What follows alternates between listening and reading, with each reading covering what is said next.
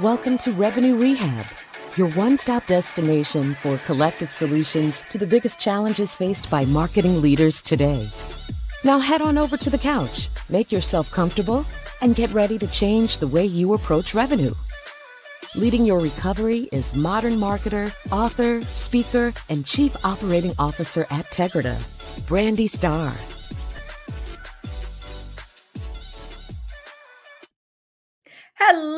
Hello, and welcome to another episode of Revenue Rehab. I am your host, Brandi Starr, and we have an extra special episode for you today. I am joined by two of my favorite Tegritans, Mike Geller and Raleigh Keenan. Mike is the co-founder of Tegrita and is the firm's principal technologist. Mike graduated from the famed Ryerson University in Toronto and wasted no time in building a 15-year career covering all angles of marketing technology consultancy. Mike's a self-proclaimed coffee snob, an author, a Trekkie, a husband, and a proud dad of two children. Mike is a pun-loving coffee connoisseur and believes that nothing is impossible, and his knowledge of data and analytics and the future of revenue technology makes a strong argument that he could be right. Raleigh is the CRO who resides in Colorado. He is a born leader and the key growth specialist at Tegrita as our CRO. Raleigh brings 25 years of diverse experience at the likes of LinkedIn, Oracle, Gallup, and the U.S. Olympic volleyball teams. Graduating with his MBA in marketing from Northwestern University's Kellogg School of Management, Raleigh has had some unique experiences in his career, including making over 500,000 cold calls, and he has even spent time in training for high-stakes negotiation protocol for hostage situations. Raleigh, Mike, welcome to Revenue Rehab. Your session begins now. It is so good to have you both here. It's not often that we have Tegritans on Revenue Rehab, but this extra special episode is the Revenue Takeover on Revenue Rehab. But before we jump into why we're all here, I like to break the ice with a little woo-saw moment that I call buzzword banishment. So Raleigh, I will start with you. What buzzword would you like to get rid of forever? It's a newer one, but I've been hearing it a lot lately, called indexing. So people will say, you know, I'm indexing a little more toward this kind of product, or it's a new corporate speak of like, just instead of saying I'm thinking more about this, they throw in this extra indexing word as if you're a machine and you're indexing this direction or something. So indexing is bugging me more and more the more I hear it. I have not heard that one yet, and I'm going to say thankfully have not heard that one yet, because that is a really odd way to phrase that. Like, it doesn't even roll off the tongue. It'd be like, I don't want to over-index on this, but can I tell you what I feel about that? You're just like, you can just use regular words. You don't have to say it. Well, I can promise that for this conversation, I will not talk about indexing. To me, that makes me think of the old school library when you have the card me too. catalog. I was like, what does that have to do with anything? So indexing is going in the box. We're going to throw it away. What about you, Mike? We're banishing two words today. Wonderful. So this one's more of a phrase, blue sky, green field. That's a popular one. Anything is possible.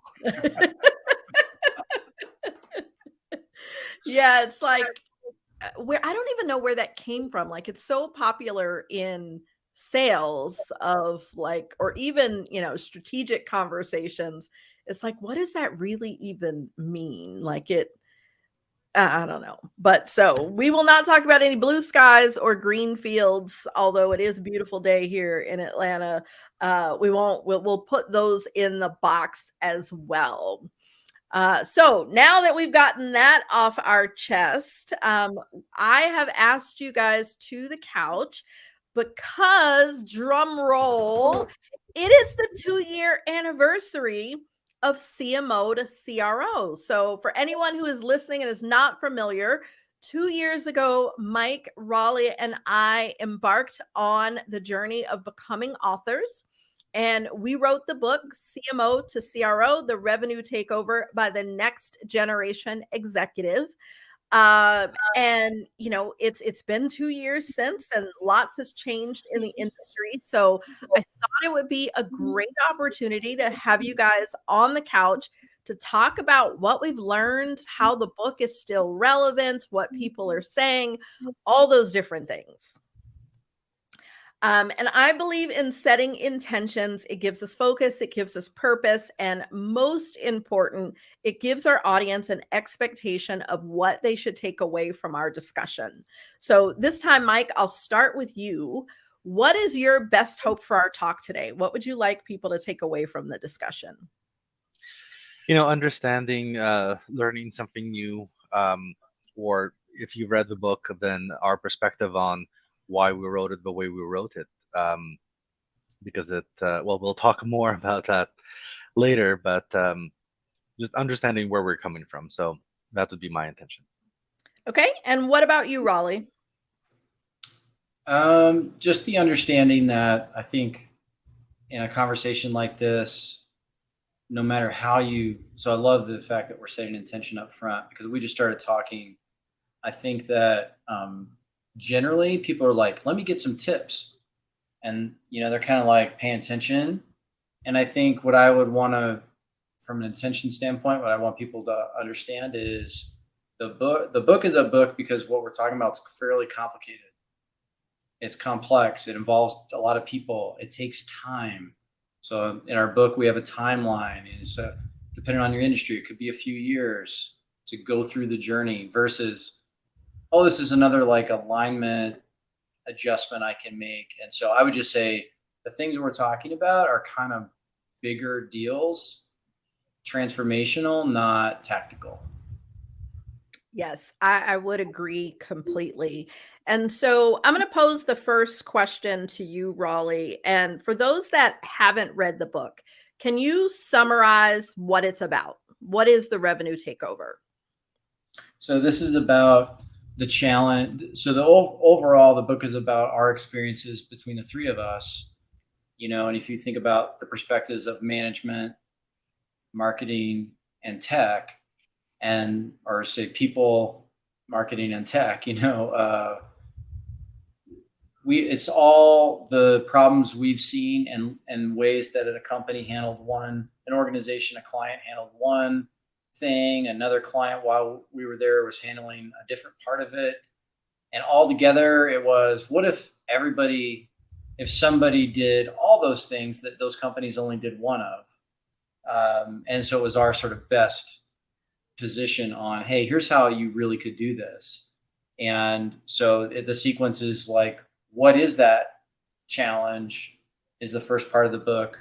The second part of the book is what could the future look like if you fixed it? And then the third part is sort of a how-to sequence of how we would go about doing that. And then I'm leaving out the what, right? It's a revenue.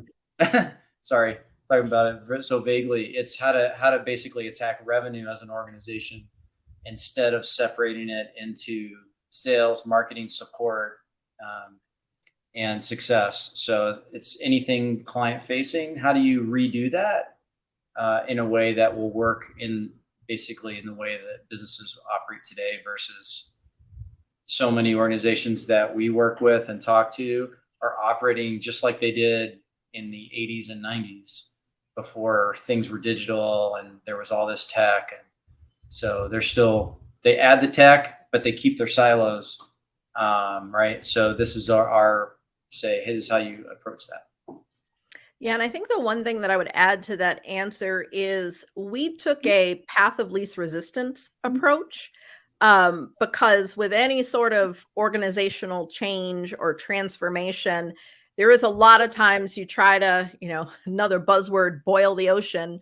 And, yeah, Yeah, things change, priorities change, and like it never actually comes to fruition.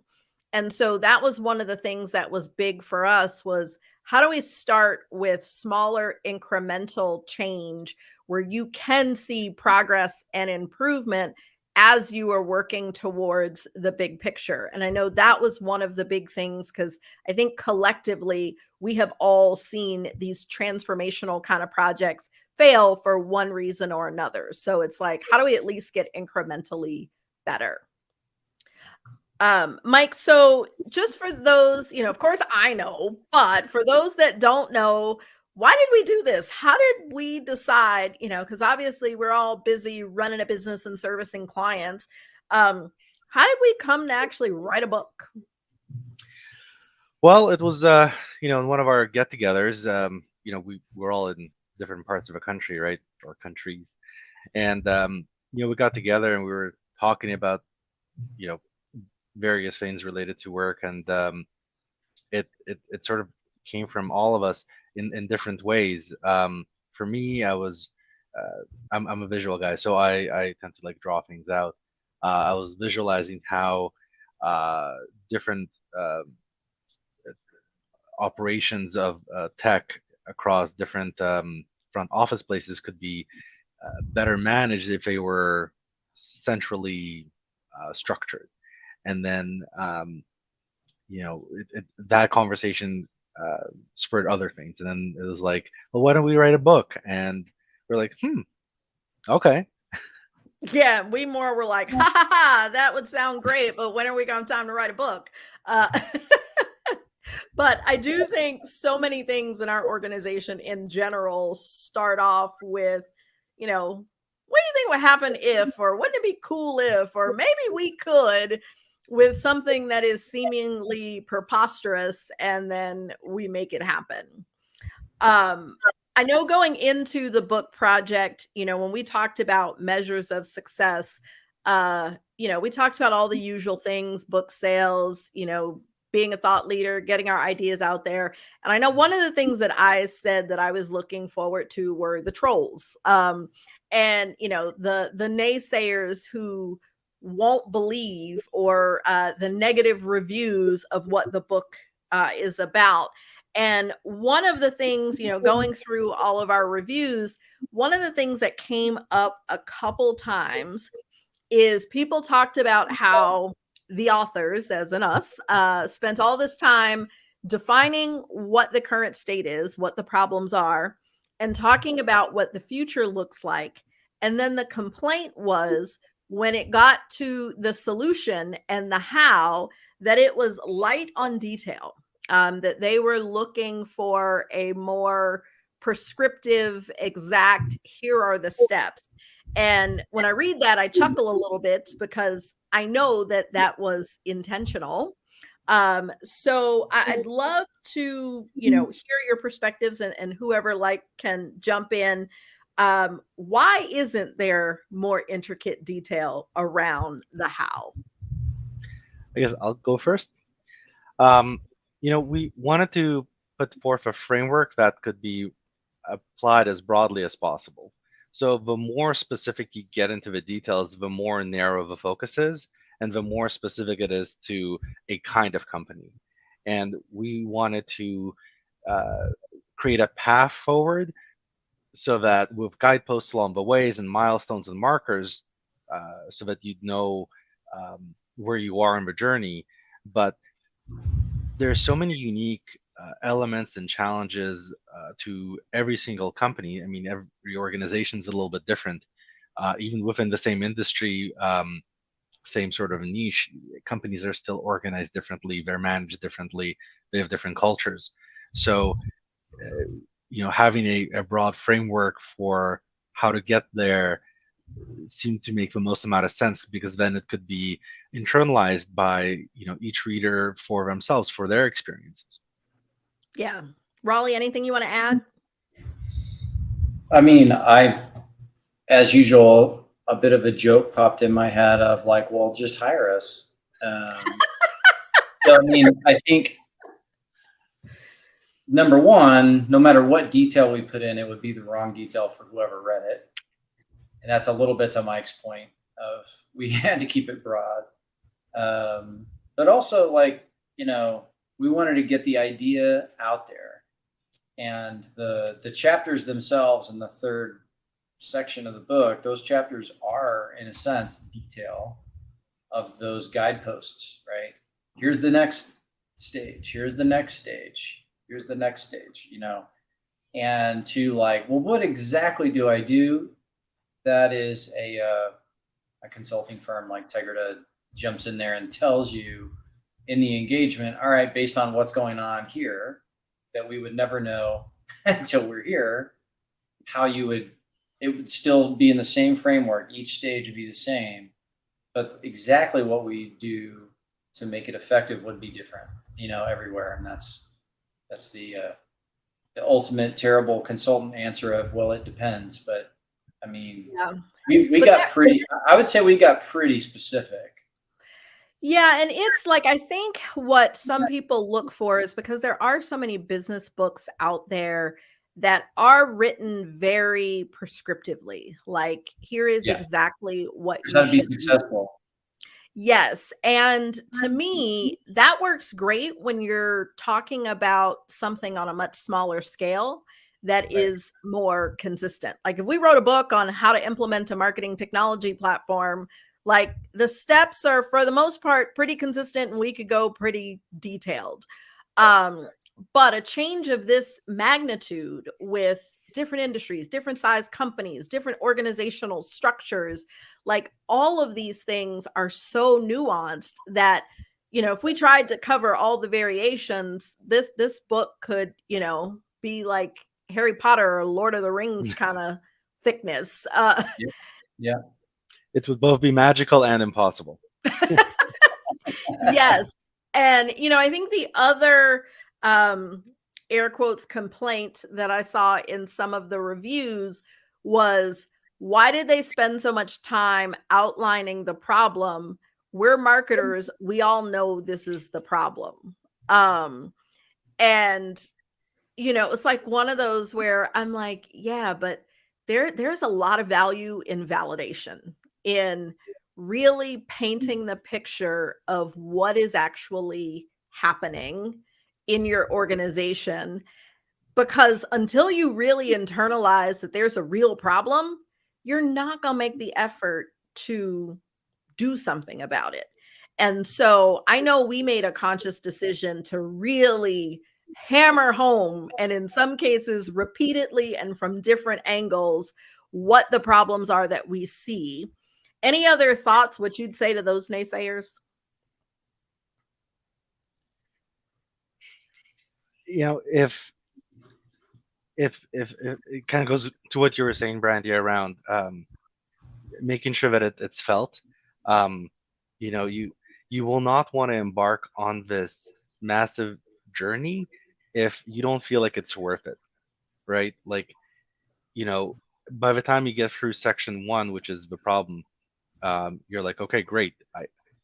I know this. I read this. I experience some of this in different ways, and the future sounds great. And how am I going to get there? So you really have to be invested in order to do this, because it's not easy. It's going to take years. Like, ultimately, it's organizational transformation, reorganization. Like, it's people, it's people's jobs in terms of what they do day to day. There's a lot that would have to change. Like, there needs to be a good amount of pain felt and realized in order to make that change worthwhile. Because if it's just something that you put up with, you just accept it, and as a, well, this is simply what I have to deal with every day, and that is life. But if there's a path forward, then it's something to think about, and then you move forward down, move forward there, because you want to get rid of the pain. And, I agree completely, because if you think about doing this effectively, like, we're talking about changing pay structures and roles that exist and like it's not just a marketing thing. Like it's not just like, how do we do, ABM better? Like it really is something that is true organizational change. And I don't want to spend our whole time talking about the naysayers. I want to fast forward because we are now 2 years out. And so I'd like to ask both of you, Raleigh, I'll start with you. Now we're 2 years later. Do you still feel the revenue takeover is relevant? I do. I just got off a call right before this call about everything that's wrong, and it's basically a rendition of the first part of our book. I mean, so it's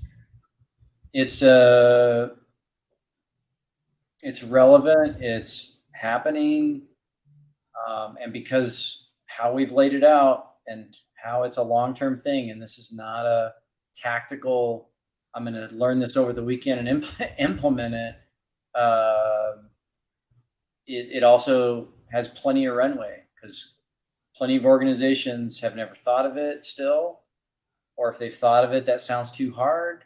You have to think about the life cycle of businesses. So most of the growing businesses are private equity led businesses, or VC on their way to private equity led, and they're trying to flip a company around in 3 years. That is it. They don't have time. So they're like, hey, let's just do what we did back in the 90s. Let's have a head of marketing, a head of sales, a head of success, and it'll be fine. We've been doing this. And so those are most of the growing businesses. And then you've got those that aren't in that situation, and there's less of them, and they're not trying to grow by 10x over the next 5 years. They're just trying to have a good business. And then you've got the giant companies who try to invent everything themselves. If they're going to do, I always laugh at Google. They'll try to do everything. So they invent their own way to assess people. All of a sudden they're assessment experts. They're like, oh, we have another way of doing this. We invented it at Google, and it's like, really? Like, you're just going to invent everything? Like, that might not work. So because of that, it's what we write about in our book. It's super relevant. It's got a long runway, because there's only so many people who are going to say, I'm going for this, because most people are like, should I go for that? Because I'm going to be gone in 2 years. Like, why don't I just kind of ride this out? And maybe I'll steal a couple of tactics that I heard. I'll try to do those in isolation. So there's super relevant, long runway. We're going to be talking about this for a long time, I think.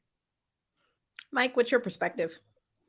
Oh, I agree. I feel it's more relevant now than before. Before, it's like, this is what we think is the future. And now I'm like, yeah, that's the future. There's definitely more certainty now than before. And also, seeing different aspects kind of alive in some of the organizations I've had the opportunity of working with, it is an additional validation point, like where there is alignment, where, and I'm going to use a sales marketing example that everyone's so familiar with, but when sales and marketing is working together on a project, the cohesion and the flow is just magical relative to when it isn't. And it's like, okay, we hit a wall, project stops. Hopefully it'll pick back up again, assuming people don't forget about it and move on to something else entirely. So this notion that, there should be a revenue team with functions of sales, marketing, success, and support is more true. Like, I believe it wholeheartedly, more so than it originally. And so you actually led into my next question, which is talking about what aspects of the takeover we are actually seeing companies adopt. And so you gave one good one. I'll jump in and answer my own question first.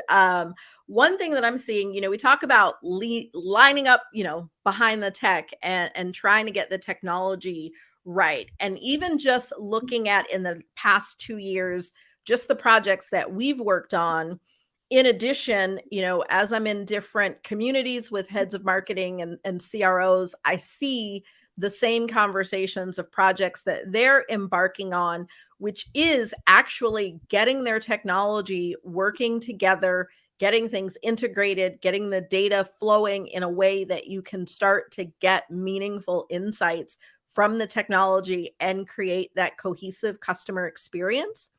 And so that is one place, which we've deemed the first step in this process that I am seeing. It was like we went through this phase of everyone was like, buy, buy, buy when it came to technology.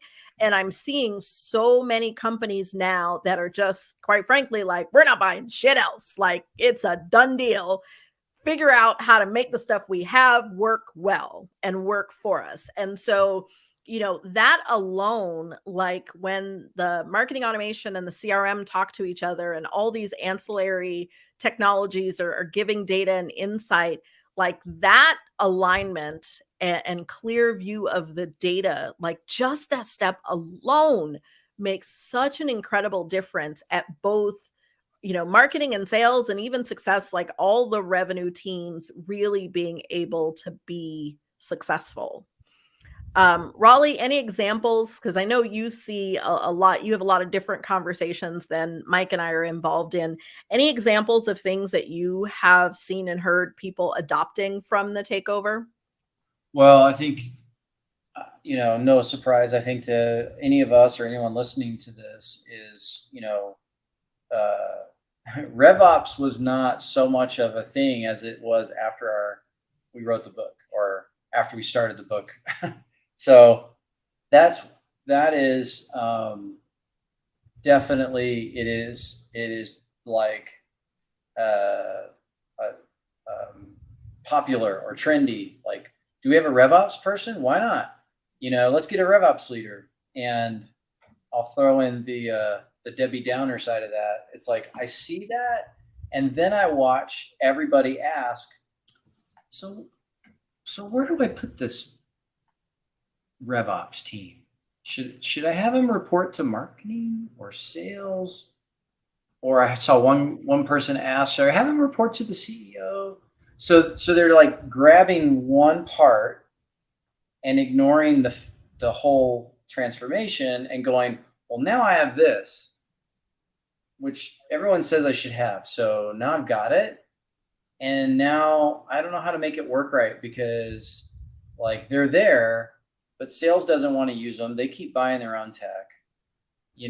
Marketing's using them as best they can, but IT keeps, getting in the way, they're not letting RevOps really do anything. We're still on IT schedule. In other words, one big part of the book is modern front office, which is separating all the tech that's, go to market and client facing and operating in a way that's fat and moves at the speed of the market versus, the back end, back office technology, they can run at the speed that makes sense, right? Infrastructure, security, we're going to make that change. Cool. We'll put that in 2026, like they're running at a speed that does not match revenue. And I watch people grab the revenue ops, pull it in and go, oh, we don't know what to do with it now. Like we did it. We have a RevOps person, which is makes us look very good. But they don't finish it. Yeah, and it's so interesting you brought up that point because I can remember, because it took about a year from start to finish for us to go from the decision to write the book to it actually launching in the middle of a global pandemic on top of that. But I can remember early on having some debates about whether we should use the terms RevOps and RevTech, because at that point, they were such unknown terms. And we were like, we got to put definitions around it so it makes sense. And if you think about it, by the time the book came out, like there's, been RevOps communities and it's starting to be more of a title and like head of RevOps. And, thinking about like anybody that's going back, you can go back to episode 50 where I talked to Rosalind Santa Elena, who is one of the most known, RevOps SMEs, so to speak, in the industry. And we talked about like what it is, where it should live, why it's important. And so if you just think about like the debates we had around like, should we say that? Should we use a more generic term, to just when it went live, to, even fast forward now of, how many, even again, just looking at our clients, have a RevOps team, Right. and not even just the person. So there is a lot that I do think that when we started the book, we were like almost ahead of some of the trends. And by the time it came out, it was like, oh, this is the kind of thing that everybody's talking about now. Yep. Yeah, totally. And then I'd say, I always like to reflect, like, if you knew then what you know now, is there anything about the book that you would change?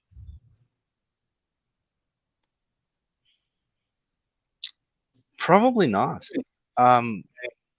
Like I guess I tend to be more forward looking, and like I'm happy with where we arrived at the book. And I would say, if I would love to maybe have us do like a second edition version, like in 3 years or something, where we kind of move things forward and update it, and take some of the learnings and clarify some points and things of that nature. But I think where kind of a world is today, and no, I wouldn't change anything. What about you, Raleigh? No, I wouldn't. I mean, I don't want to write a book again. That was kind of hard. I mean, I guess it's one of those things where, like, I guess I would, if we all decided to, I'm sure it'd be like, yeah, let's do it. But it, it was time consuming and took a bunch of brain power. And what people, I think, don't realize when you write a book, and especially the way we did it, there are 3 of us. That's not common. We used help. So we had a professional writer helping us. That's not always the case. And we were in a situation, I felt like we were evolving our own thinking while we were writing the book. So as we had to tackle, like, how do we make this clear?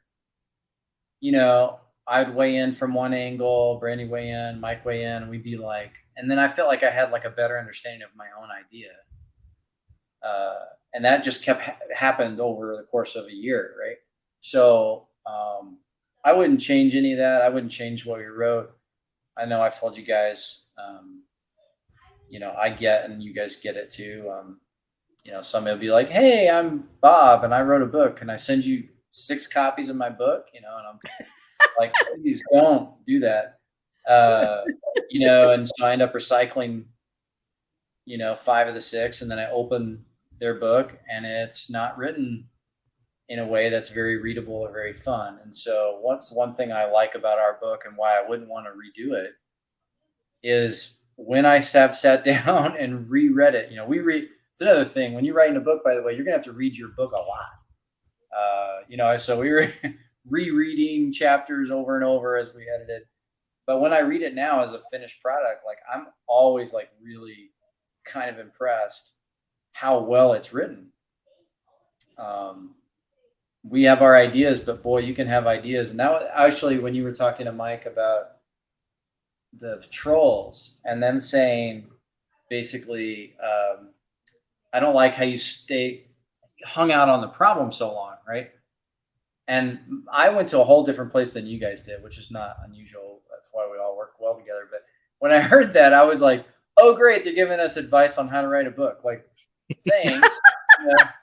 Thanks, Dr. Smith, for weighing in on how because that's all that is. Like, it was a professional writer. It's kind of like, saying, we shouldn't have, I should, design something a certain way when you're not a design expert. You just don't like it.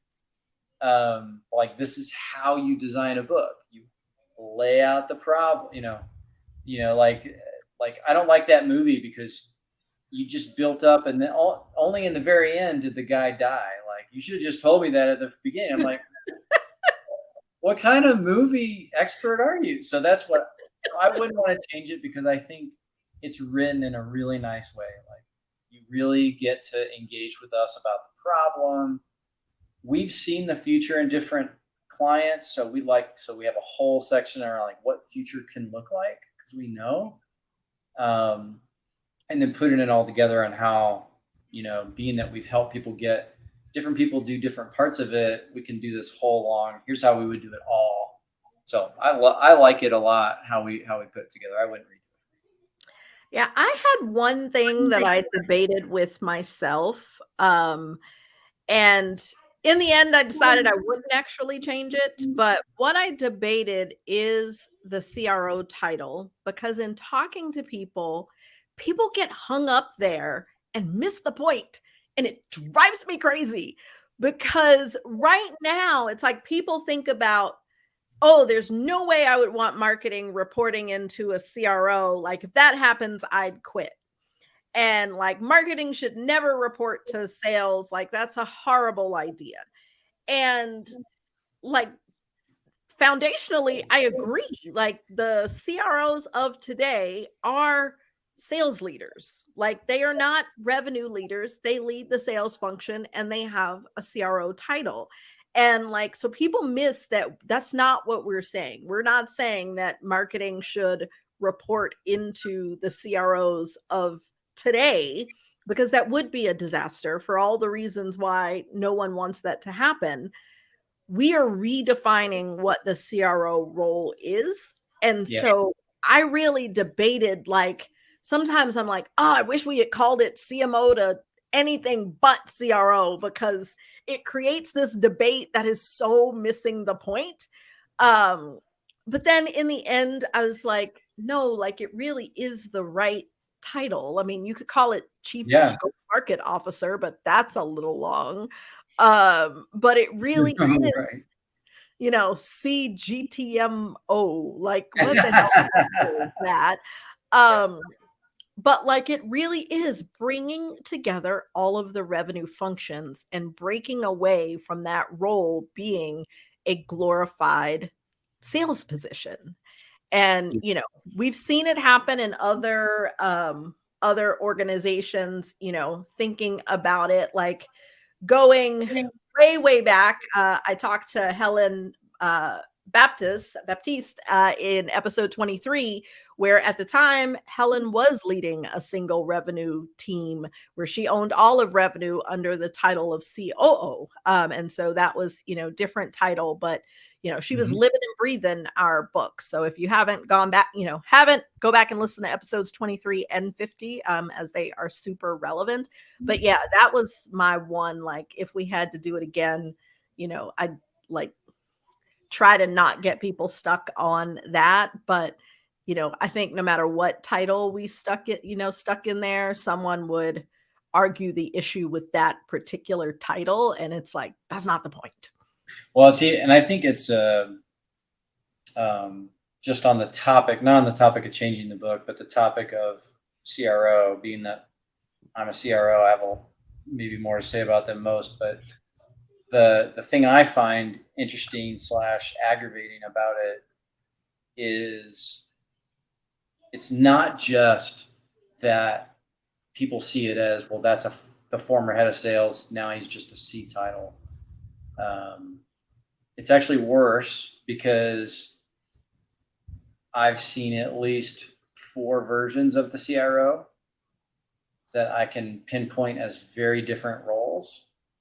And it makes it very difficult to talk about, and this is maybe kind of what you're referring to, Brandi.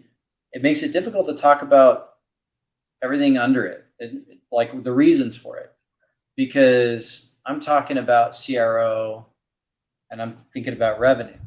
You're talking about CRO and you're either talking about sales, you're talking about pricing, you're talking about reporting, you're in, and we could have that. We could be talking for half an hour and I could maybe never pick up on that until the end. And I'm like, wait a second, are you?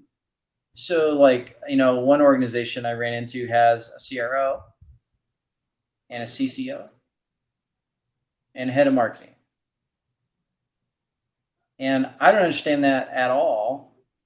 But basically the CRO is in charge of giving numbers to the board, like every number, every aspect of every number, from, you know, cost of acquisition to, you know, Like they're a chief reporting officer. yeah, that's right.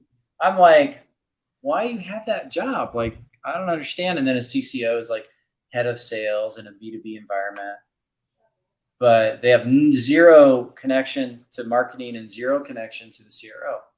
And then there's head of marketing who's doing whatever, and may or may not be aligned with the other two sort of revenue, C-level revenue execs. So, and this is, you know, private equity led, funded, high hopes and dreams of flipping that and selling it off to some big company. But yeah, it's frustrating in a way of like, it's difficult to get on the same page with somebody to have a conversation about revenue, because you can't even get it straight at the top. Even if I say it, oh, well, you know, head of this, and then halfway through the conversation, they'll refer to it as the head of sales again. I'm like, time out. Like, I thought we covered it. So yeah, so it's dicey in a deep way. And my last question, so for those, generally most of our audience is head of marketing. For those that are listening who have not read the book, what is a takeaway from the book that you'd like to highlight that you feel may resonate with people? And so I'll give you guys a couple seconds to think, and I'll give my answer first. For me, it is what gets measured gets done. The domino effect is my favorite chapter in the book, because it is, it's been early in my career. I recognize this as a huge problem where, even if you are separate, all the revenue functions are separate teams, where employees have competing goals and priorities. And so how they are measured as individual contributors is conflicting with one another between departments. And I've even seen it interdepartmentally where people have competing goals. And one thing that if you are leading marketing, or hell, leading any function, if your teams and your team's counterparts have goals that conflict, you are setting the individuals and the business up for failure. And so you really have to, and I give the example in the book of where, I was measured on leads and I was generating all these leads, but sales was only comped on a certain type of leads. And that was not the leads I was generating. So I was spending hundreds of thousands of dollars a year generating very qualified leads that sales could give two shits about because they weren't comped on what I needed to sell. So I was wasting company money. Like, I was doing great from an individual performance perspective, but my efforts were completely wasted. And so it is important that even if you don't own all of the revenue functions, that you make sure that as a leader, how you are measuring your team aligns to where you want their efforts to be focused, and that those measures don't conflict with the other parts of the revenue process. So that's my key takeaway. The domino effect is the chapter where we talk about that a lot, along with other places in the book, but that's the big one. So Raleigh or Mike, I don't know if either of you want to go first. What's your takeaway from the book that you really want people to know is there if they haven't read it? I'll take the technology angle. Surprise. So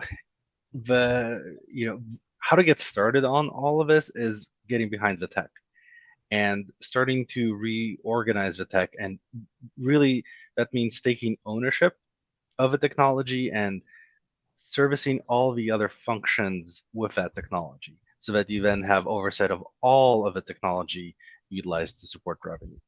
So that includes the tech that sales uses, the tech that support teams are using, the tech that service teams are using, because then you have the oversight of all of the technologies, and that allows you to re-architect the technologies, get the data flow to go, and once the technology is unified and centrally managed, that is the momentum builder for greater change. If you can get that done, then you'll have a much greater chance of success with everything else.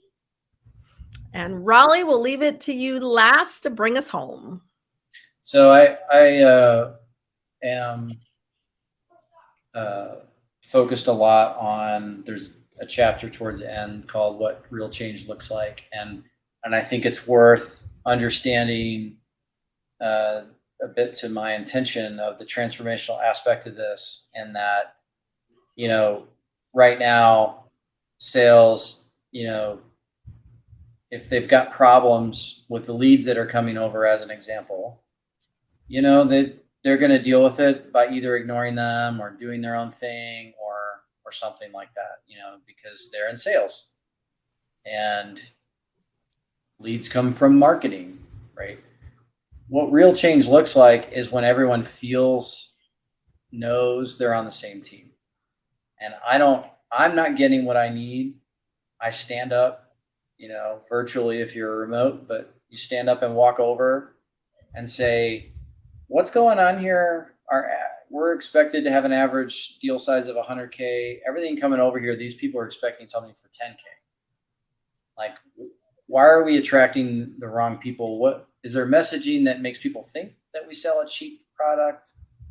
You know, and things get shifted and things get talked about and worked on because they're one team versus like, you know, I don't know what's been going on for the last 6 months, but I missed my goal, so I don't like you guys. Yeah. You're not helpful to me, right? So I like that chapter. I think it's important part of it to bring it home of like, and by the way, the people side of this, people should be feeling and acting and moving as if they have control over what's going on, not things are landing on them. And if it doesn't work for them, then they ignore that other siloed department.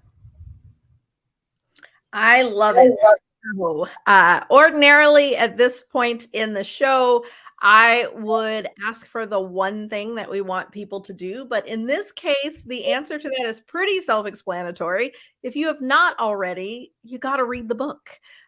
So it is available pretty much everywhere that books are sold. Fastest way to get to it is just go to revenuetakeover.com, and it links to all the places. You can also see our lovely faces, some of the reviews, and other content related to the episode. Well, Mike and Raleigh, it has been such a pleasure. I appreciate you all for taking the time to come to the couch. But that's our time for today. Thanks everyone for joining us. Again, if you haven't already, go to revenuetakeover.com to purchase the book. And for other episodes, we encourage you to go back to episodes 23 and 50 to continue the conversation. Thank you all for joining us. That's our time for today. Until next time, bye-bye. You've been listening to Revenue Rehab with your host, Brandi Starr. Your session is now over, but the learning has just begun. Join our mailing list and catch up on all our shows at revenuerehab.live. We're also on Twitter and Instagram at Revenue Rehab. This concludes this week's session. We'll see you next week.